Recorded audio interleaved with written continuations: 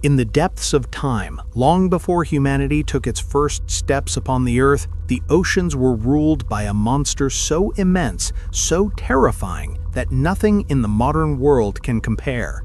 This was not a creature of myth or legend. This was real. Its name was Megalodon, and for millions of years it reigned as the undisputed king of the seas. Imagine a predator so massive that a single tooth was the size of a human hand. Imagine jaws that could open wide enough to swallow a small car whole. Imagine a creature that could sense blood in the water from miles away, a living nightmare that patrolled the prehistoric oceans with absolute impunity. No fish, no whale, no marine reptile could stand against it. Megalodon was perfection in the form of destruction, a killing machine refined by millions of years of evolution, the ultimate apex predator.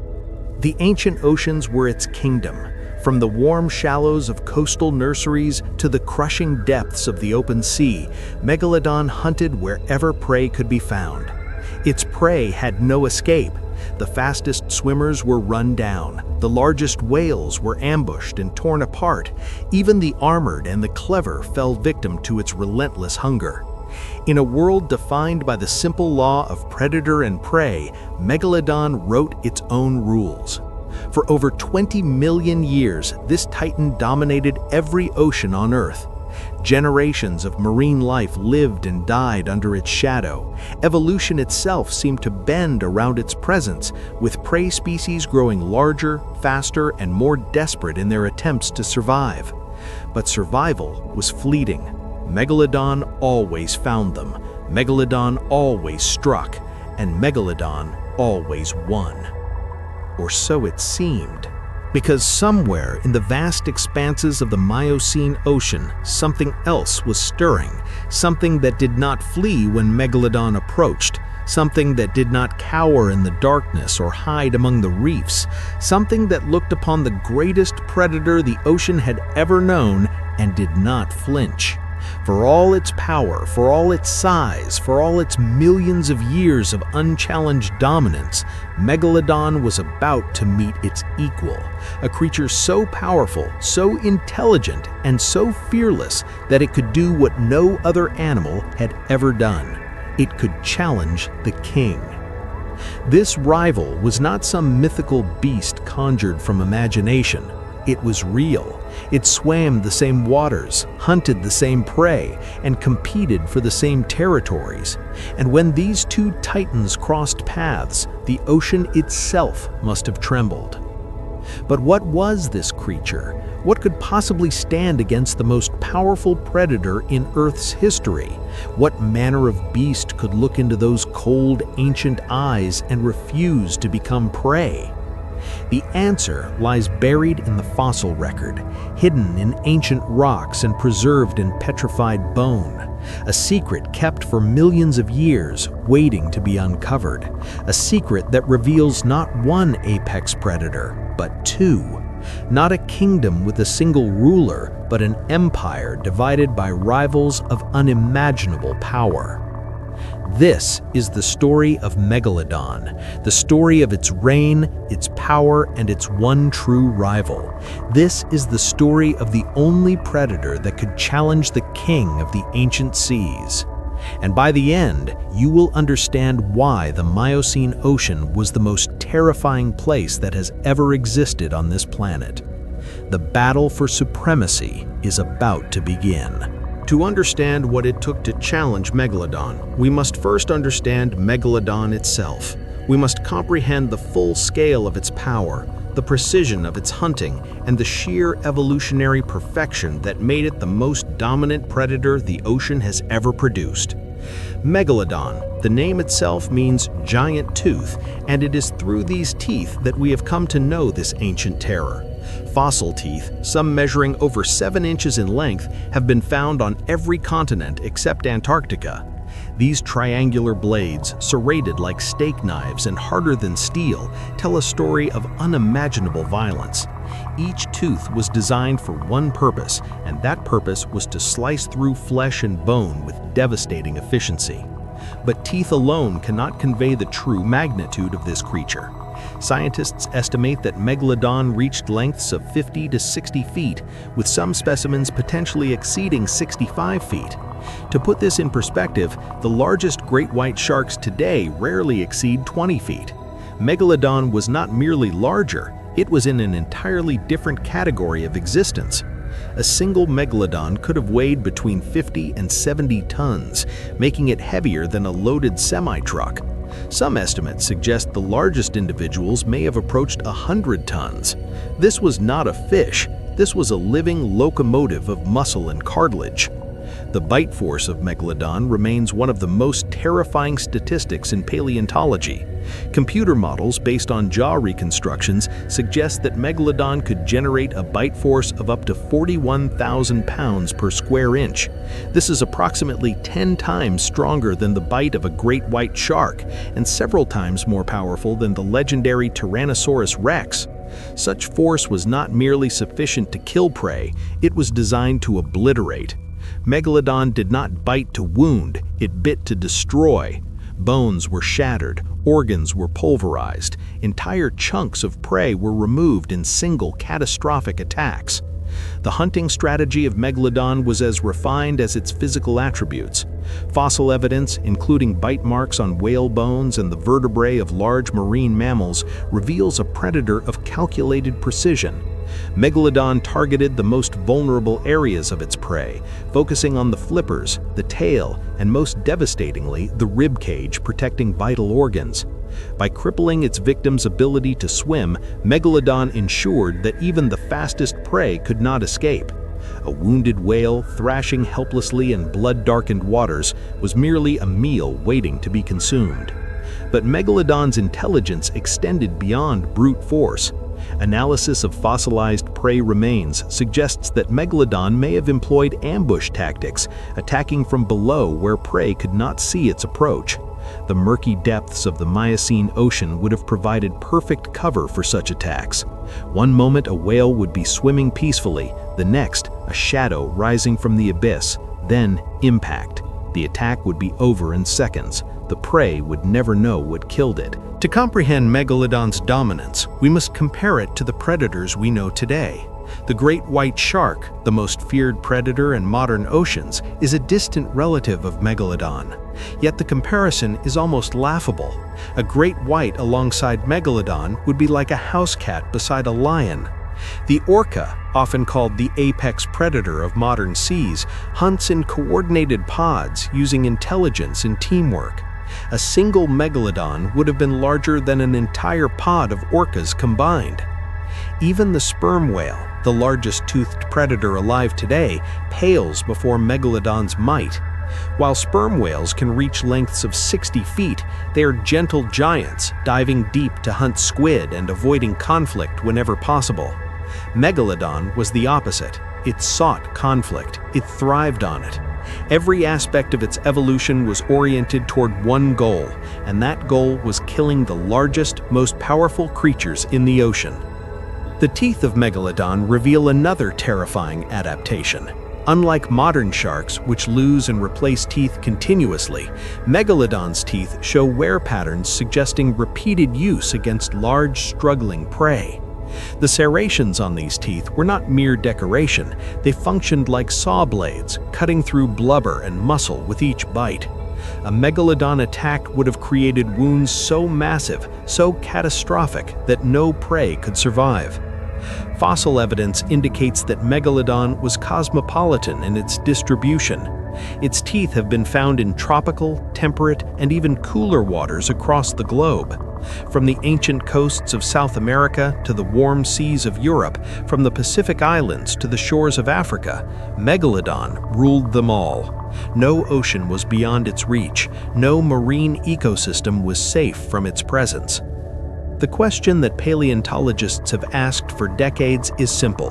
What could possibly threaten such a creature? What could challenge a predator so large, so powerful, so perfectly designed for destruction? The answer, for most of Megalodon's reign, was nothing. Absolutely nothing. Nothing could survive in its territory. Nothing dared to compete for its prey. Nothing could match its speed, its power, or its relentless hunger. Megalodon was alone at the top of the food chain, a position it had held for millions of years. Or could something survive? Could something have competed? Could there have been another creature lurking in those same ancient waters that refused to accept Megalodon's dominance? The fossil record whispers of such a creature, a rival hidden in stone, a predator whose power matched the king's. The stage is set for the most terrifying confrontation in the history of life on Earth. To understand how two apex predators could coexist and ultimately compete, we must first understand the world they inhabited. The Miocene epoch, spanning from approximately 23 to 5 million years ago, was a time of profound transformation. The oceans were warmer, wider, and teeming with life in quantities that dwarf anything we see today. It was a world perfectly designed to support giants. The climate of the Miocene was, for much of its duration, significantly warmer than today. Global temperatures were several degrees higher, and the polar ice caps were smaller or absent entirely. This warmth had profound effects on ocean circulation, nutrient distribution, and the abundance of marine life. Warm, nutrient-rich waters supported vast populations of plankton, which in turn supported enormous schools of fish, which in turn supported the largest marine mammals in Earth's history. The geography of the Miocene world was also dramatically different from what we know today. The continents were still moving toward their current positions, but many of the familiar landmarks did not yet exist. The Isthmus of Panama had not yet formed, allowing water to flow freely between the Atlantic and Pacific Oceans. The Mediterranean Sea was connected to the Atlantic through different channels than today. These open seaways created highways for marine life, allowing species to migrate across vast distances and colonize new territories. In these warm, productive waters, whales thrived as never before or since. The Miocene saw an explosion of cetacean diversity, with dozens of species evolving to fill every available ecological niche. Small dolphin-like creatures hunted fish in coastal shallows. Massive baleen whales, ancestors of today's blue and humpback whales, filtered enormous quantities of krill and small fish, and among them, hunting them all, were the great predators. Megalodon was the undisputed master of this realm, but it was not alone. The Miocene oceans hosted a diverse cast of predators, each adapted to its own hunting style and prey preferences. Sharks of numerous species patrolled the waters, from the massive but slow-moving basking sharks to the swift and agile mako ancestors. Marine crocodilians still clung to coastal environments in some regions, and the whales themselves, though primarily prey, included several predatory species that competed for fish and smaller marine mammals. The food web of the Miocene ocean was extraordinarily complex. At its base were the photosynthetic organisms, including phytoplankton, algae, and marine plants that converted sunlight into energy. These supported vast populations of zooplankton and small fish, which in turn fed larger fish and small marine mammals. The great baleen whales occupied a unique position, filtering enormous quantities of plankton and small fish directly, bypassing several levels of the food chain. And at the very top, the apex predators consumed everything below them.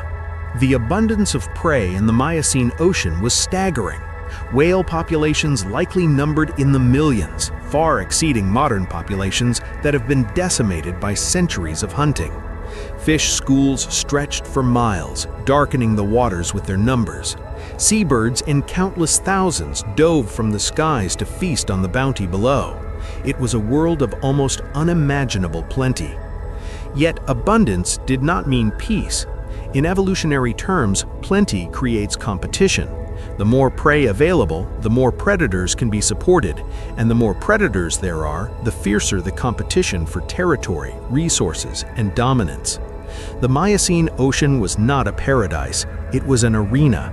Every species was locked in a constant struggle for survival, from the smallest fish to the largest whale. For Megalodon, this abundance was both a blessing and a challenge. The vast populations of whales provided essentially unlimited food, allowing Megalodon to reach its enormous size. But the same conditions that supported Megalodon could also support rivals. The ocean was vast enough, productive enough, to harbor more than one apex predator. The deeper waters of the Miocene held their own terrors. Giant squid and their relatives lurked in the abyss, their eyes adapted to eternal darkness.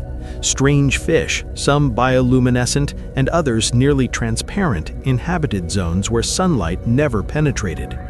The continental shelves, where the seafloor dropped away into the deep ocean, were hunting grounds for numerous predators.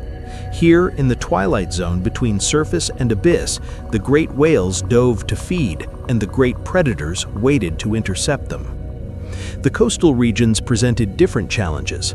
Shallow, warm waters were nurseries for young sharks and whales alike. Estuaries where rivers met the sea provided rich feeding grounds. Rocky coastlines offered shelter and ambush points. These varied habitats created a mosaic of micro-environments, each with its own community of species and its own predator-prey dynamics. In such a world, the existence of multiple apex predators was not only possible, but perhaps inevitable. Different hunting strategies, different preferred prey, and different habitat preferences could allow even the largest predators to coexist, at least most of the time. But where territories overlapped, where preferred prey intersected, conflict was unavoidable. The conditions were perfect for the emergence of a rival.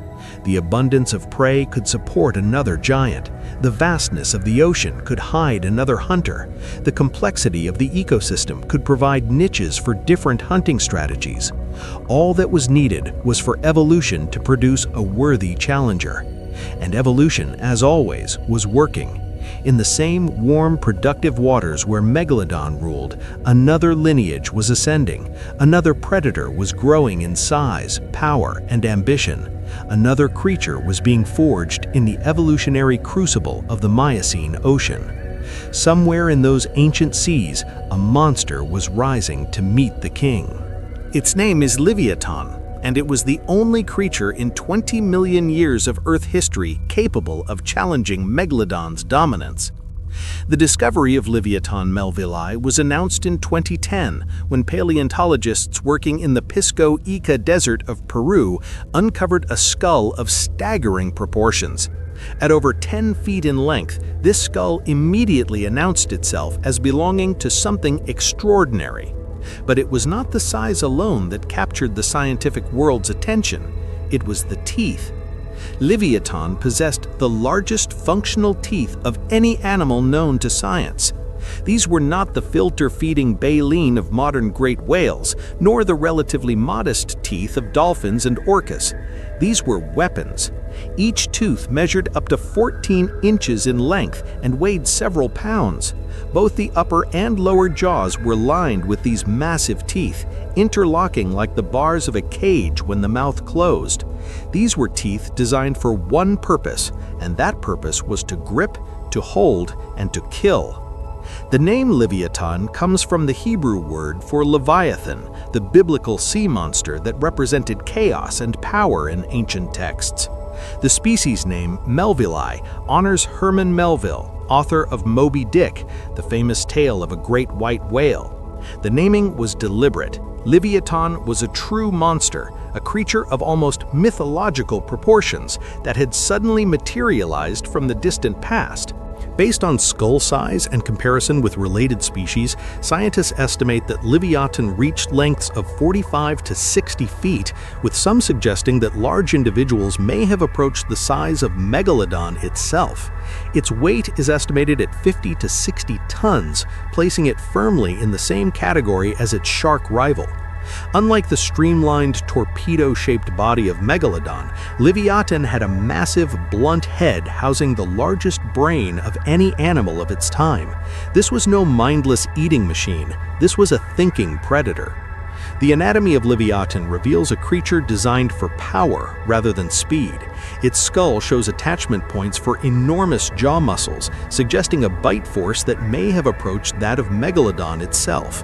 While no direct measurements are possible, biomechanical analysis suggests that Leviathan could generate bite forces in the tens of thousands of pounds per square inch. Combined with those massive teeth, this would have been sufficient to crush bone, penetrate blubber, and inflict catastrophic wounds on the largest prey. But Leviathan's most significant advantage over Megalodon may have been its brain. As a whale, Leviathan was a mammal, with all the cognitive advantages that implies. Modern toothed whales, such as orcas and sperm whales, display remarkable intelligence, including the ability to communicate, cooperate in hunting, and develop complex social structures. While we cannot know the exact cognitive capabilities of an extinct species, the size and structure. The hunting strategy of Leviathan was likely very different from that of Megalodon. While the great shark relied on ambush attacks from below, striking with overwhelming force before its prey could react, Leviathan may have been a pursuit predator. Its massive head, while not hydrodynamically ideal, housed enormous muscles that could generate powerful thrust. Once Leviathan identified its prey, it could likely chase down even the fastest whales. The teeth of Leviathan tell their own story. Unlike the serrated cutting teeth of Megalodon, which were designed to slice through flesh, Leviathan's teeth were designed to grip and hold. This suggests a different killing strategy. Rather than inflicting massive wounds and waiting for prey to bleed out, Leviathan may have seized its prey and held it, using its enormous bite force to crush bones and vital organs directly. The struggle would have been brutal but brief. Fossil evidence suggests that Leviathan, like Megalodon, preyed primarily on whales. The Miocene oceans were full of suitable prey, including small to medium-sized baleen whales, dolphins, seals, and other marine mammals.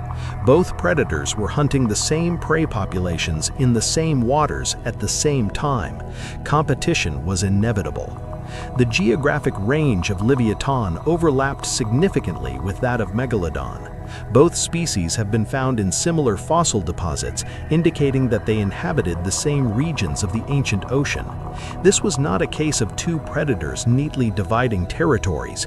This was direct competition for the same resources. In such circumstances, confrontation was not a matter of if, but when.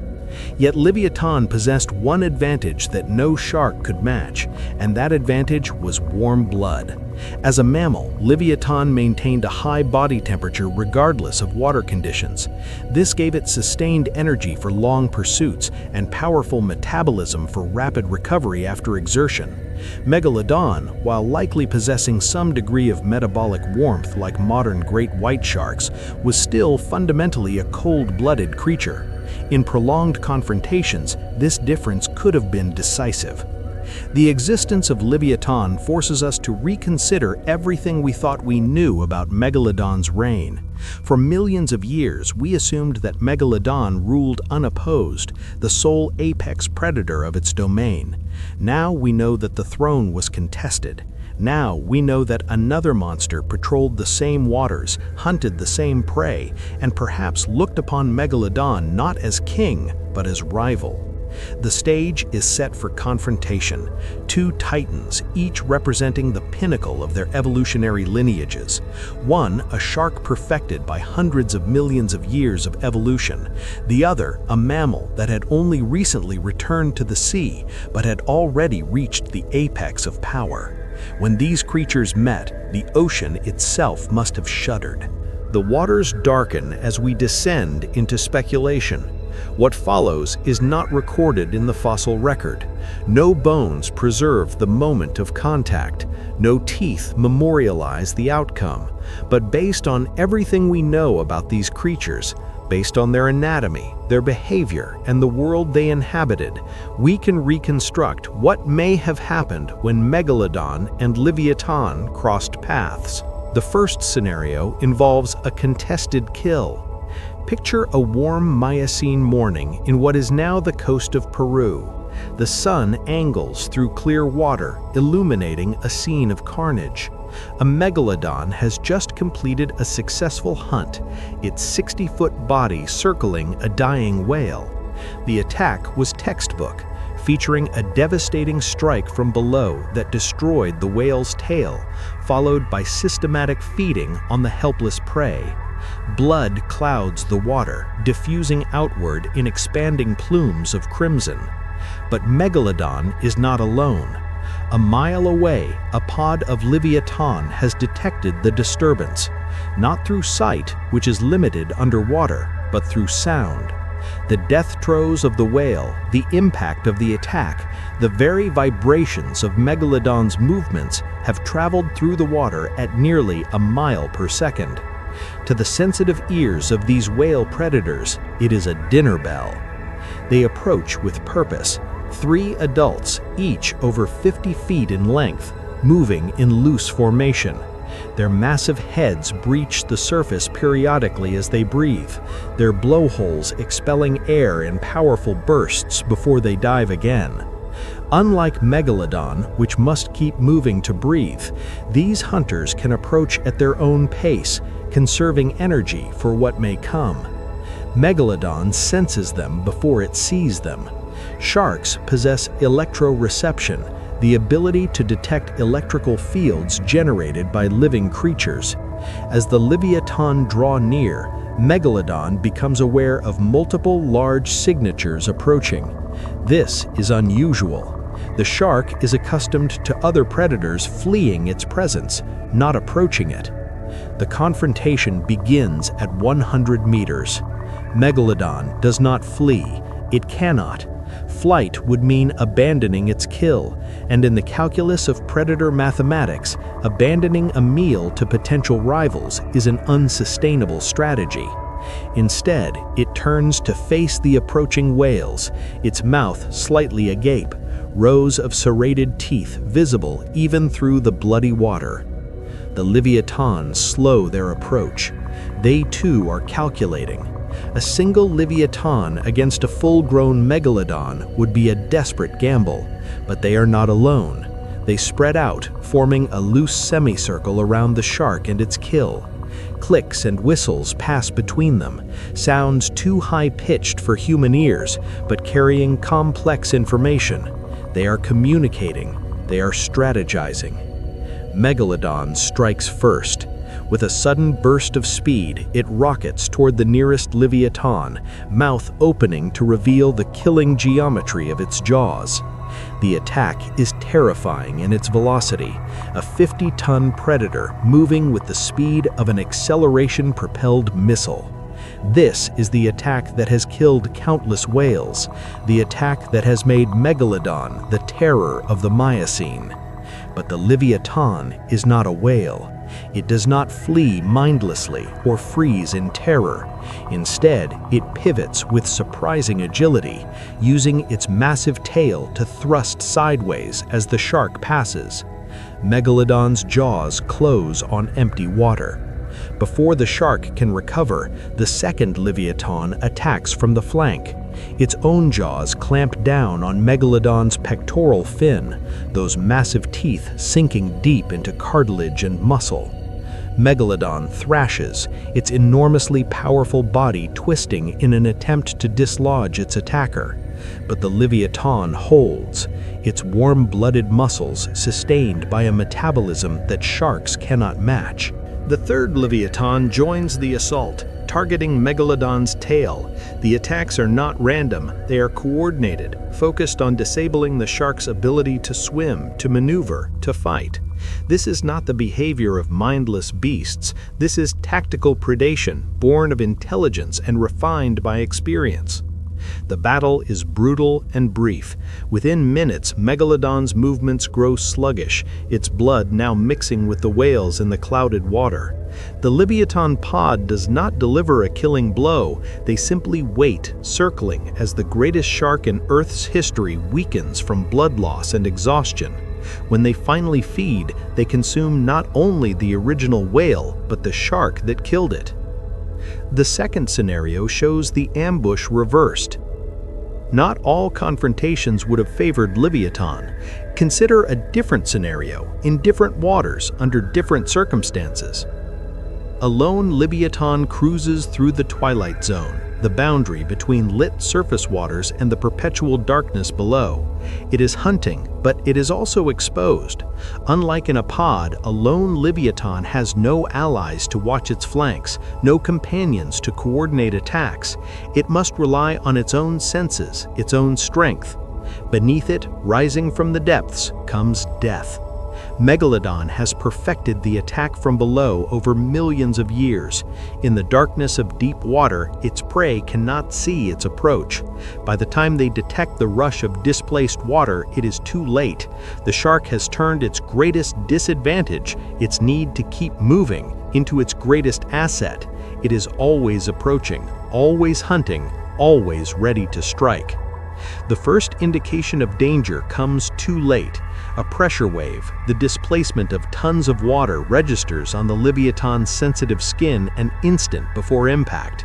There is no time to turn, no time to dive, no time to do anything except receive the blow.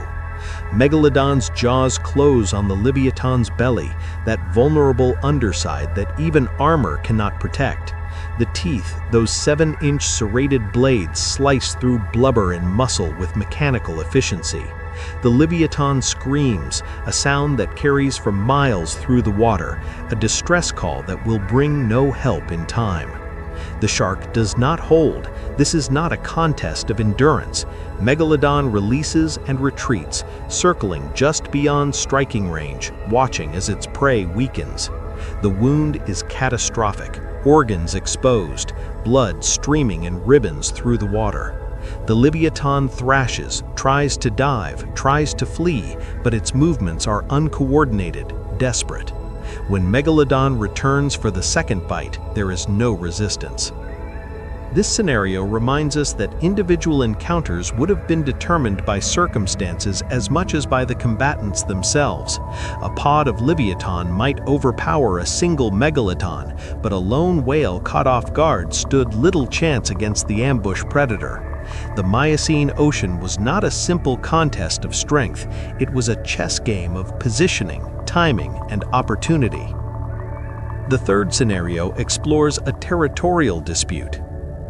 Perhaps the most common confrontations were not battles at all, but standoffs. Imagine a narrow strait between two island masses, a choke point through which migrating whales must pass. Both Megalodon and Leviathan have learned that this location offers reliable hunting. During migration season, prey is plentiful enough for both, but in leaner times, the question of who controls the strait becomes urgent. A massive female Megalodon has claimed the strait as her territory. At over 60 feet in length, she is larger than most of her species, her success measured in the scars that crisscross her ancient hide. She has driven off other sharks, killed or expelled rivals, and established herself as the dominant predator of these waters. A pod of Leviathan approaches, following the whale migration. They have passed through this strait before, and they remember the shark. They remember also that food lies beyond, that the migrating whales are gathering in breeding grounds that offer easy hunting. The question is whether to challenge or to retreat. The standoff lasts for hours. Megalodon patrols the center of the strait, her presence a warning to any who would pass. The Leviathan pod circles at the entrance, their own bulk blocking retreat for any whale that attempts to turn back. Neither advances, neither retreats. In the end, the whales themselves break the deadlock. Desperate to reach their breeding grounds, they begin to push through the strait in large numbers. Both predators forget their rivalry in the face of abundance. Megalodon takes 3 kills in rapid succession. The Leviathan pod takes 4. For a brief period, there is enough for everyone. But when the migration ends, the standoff will resume. And eventually, the balance will tip. Either the shark will grow old and slow, or the whale pod will suffer losses that weaken it. In the long game of evolution, there are no permanent victories. The fourth scenario depicts a nursery raid. The most chilling confrontation may have occurred in the nurseries where both species raised their young. Megalodon nurseries have been identified in the fossil record as shallow coastal areas where young sharks could grow without risk of predation from larger members of their own species. These nurseries were vital to the species' survival, protecting the next generation until they were large enough to survive in open waters. But what protected them from Leviathan? Picture a Leviathan adult entering a Megalodon nursery. The young sharks, ranging from 10 to 20 feet in length, are dangerous in their own right, but against a 50-foot whale with bone-crushing jaws, they are prey. The adult sharks that might defend the nursery are absent, hunting in deeper waters. The young are alone. The slaughter is methodical. One by one, the young megalodons are run down and consumed. Their speed cannot save them against a predator that knows no fatigue. Their teeth cannot harm a creature covered in inches of blubber. Their only hope is to scatter and hide, hoping that the whale will not find them all. When the adult megalodons return, they find devastation. The next generation has been decimated. The nursery, once a sanctuary, has become a killing ground. And somewhere in the open ocean, a Leviathan pod digests the future of their rivals. Such raids, if they occurred, would have had profound effects on both populations. They transform competition from individual contests into generational warfare. The stakes are no longer a single meal, but the survival of the species itself. The reality of coexistence. Of course, the fossil record does not show constant warfare between these titans. For millions of years, both species thrived in the same oceans. This suggests that most of the time, direct confrontation was avoided. The ocean was vast enough for both to hunt, both to breed, both to live. Perhaps they learned to avoid each other, the way modern predators often do. Perhaps certain regions became de facto megalodon territory, while others were dominated by Leviathan. Perhaps they hunted at different times, one preferring the dawn, the other the dusk. The complexity of their coexistence may never be fully understood. What we can say is that neither dominated absolutely. Neither drove the other to extinction through direct competition. For millions of years, the throne of the Miocene Ocean was shared, however uneasily, by shark and whale alike. And then, for reasons having nothing to do with their rivalry, both disappeared. The Miocene gave way to the Pliocene, and with it came changes that neither titan could survive. Beginning around 5 million years ago, the Earth entered a period of cooling. The warm, productive waters that had supported the abundance of the Miocene began to contract. Ice caps grew at the poles, locking away water and lowering sea levels. Ocean currents shifted as continents continued their slow migration. The Isthmus of Panama rose from the sea, severing the connection between Atlantic and Pacific and fundamentally altering global ocean circulation. For the great whales that both Megalodon and Leviathan preyed upon, these changes brought new opportunities. Colder, nutrient-rich waters supported massive blooms of plankton, and the baleen whales that could feed on this abundance thrived. They migrated toward the poles, following the productivity, leaving the warm equatorial waters where the great predators had reigned supreme. Megalodon, bound by its physiology to warmer waters, could not follow. Its prey was moving beyond its reach, and the populations remaining in tropical waters were not sufficient to support the enormous caloric demands of a 50-ton predator. Young Megalodon, growing in the now cooler nurseries, may have faced additional challenges. The same waters that once protected them were becoming less suitable for growth and development. Leviathan faced similar pressures, though its warm-blooded physiology provided some flexibility. But ultimately, the ecological niche that both predators occupied as the top predators of warm-water whale populations was collapsing. The prey they depended on was either migrating or declining, and no adaptation could compensate for the loss of their food base. Leviathan disappears from the fossil record around 9 million years ago. Megalodon persisted longer, with the most recent fossils dated to approximately 3.6 million years ago. Some scientists speculate that Megalodon's extinction was accelerated by newly evolved apex predators. The great white shark and the orca both appear in the fossil record around the time of Megalodon's decline. The great white shark, smaller but more adaptable than Megalodon, could survive on smaller prey and in cooler waters. The orca, a pack-hunting mammal with intelligence rivaling or exceeding that of Leviathan, could coordinate attacks that even the largest Megalodon could not withstand. Together, these new predators may have hastened the end of an era. The whales themselves evolved in Megalodon's absence. Freed from the pressure of their greatest predator, they grew larger and more numerous. The blue whale, the largest animal ever to exist, reached its enormous size in the millions of years following Megalodon's extinction. Other species diversified, filling ecological niches that had been denied to them by the presence of the great shark. The modern ocean, while still dangerous, is a pale shadow of the Miocene seas. No predator today approaches the size or power of Megalodon or Leviathan. The great white shark, fearsome as it is, would have been prey in those ancient waters. Even the orca, the apex predator of modern seas, is dwarfed by the giants of the past. But echoes of that ancient rivalry persist. The hunting strategies of orcas, their coordinated attacks, their targeting of vital organs, bear striking resemblance to the tactics we imagine Leviathan employed. The ambush attacks of great white sharks, their strikes from below, recalled the methods of their colossal ancestor. In a very real sense, the battle between Megalodon and Leviathan continues today, fought by smaller combatants in diminished seas. The extinction of both species also serves as a reminder of nature's ultimate power.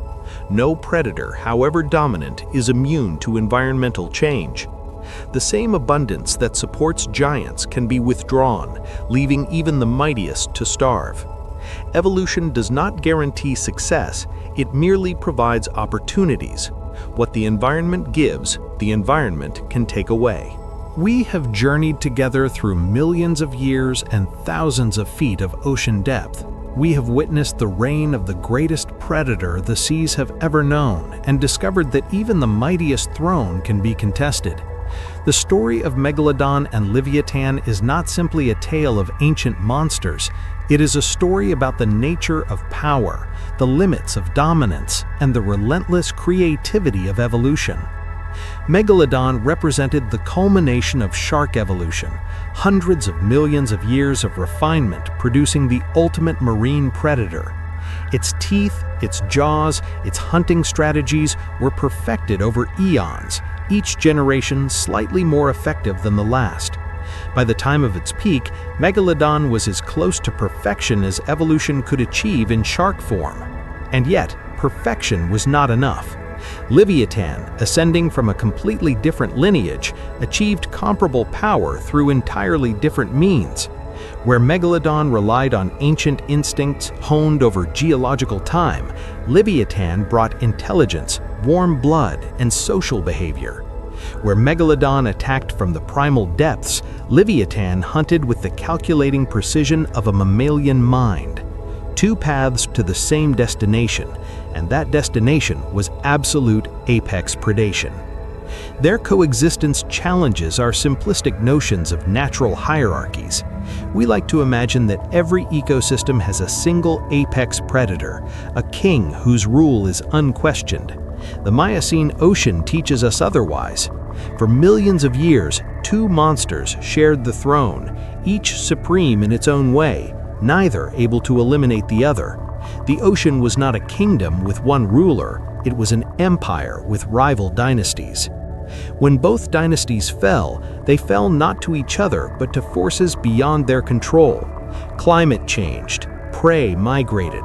The world that had supported their immensity was transformed into one that could not.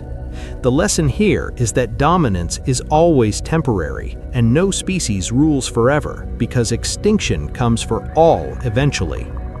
Today, we look at the ocean and see a world diminished. No shark patrols the depths with Megalodon's terrible purpose. No whale hunts with Leviathan's coordinated savagery.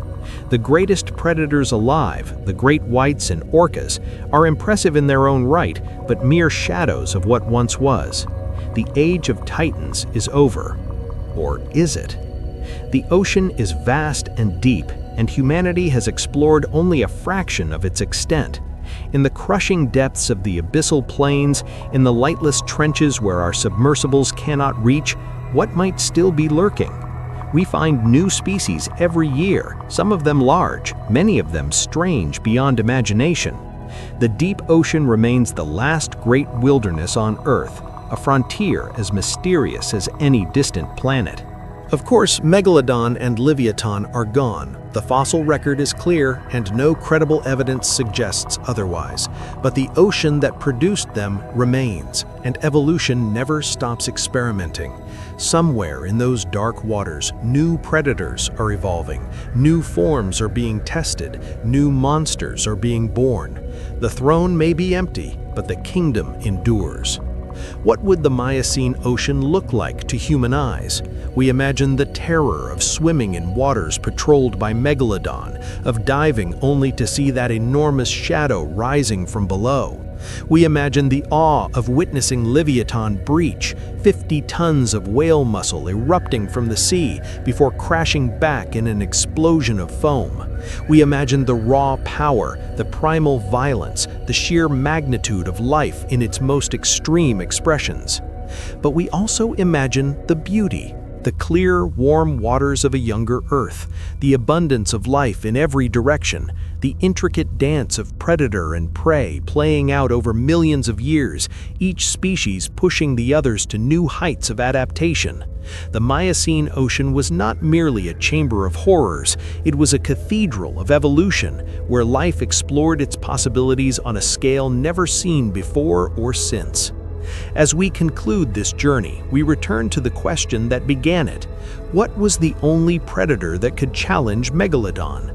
The answer is Leviathan, a whale whose power matched the king of sharks, whose intelligence perhaps exceeded it, whose very existence proves that even the mightiest are not invincible. But perhaps there is a deeper answer. The true challenger to Megalodon was not any single species, but the process of evolution itself. It was the relentless pressure of competition that pushed Leviathan to evolve. It was the changing environment that eventually toppled both titans. It was the fundamental law of nature that no king rules forever, that every dynasty eventually falls, that the only constant is change. In the depths of the Miocene Ocean, Megalodon ruled with terrible power. In those same depths, Leviathan hunted with fearsome intelligence. For millions of years they shared the seas, two monsters at the apex of their worlds, neither able to claim final victory. And in the end, neither won. The ocean endured, life continued, new predators arose to take their places, and somewhere in the sediments of ancient seabeds, their fossilized remains wait to be discovered, to tell their stories, to remind us of a time when giants truly ruled the earth. In the depths of the Miocene Ocean, only one question remained: who would survive? The answer, as it always is, was neither and both. They survived in the fossils that preserve their memory. They survived in the descendants that carry their legacy. They survived in the ocean itself, which still whispers of their reign to those who know how to listen. The battle for supremacy is over, but the memory of that battle will endure as long as humans wonder at the marvels of the natural world. Some monsters never really disappear. They simply wait in stone and memory for someone to tell their story.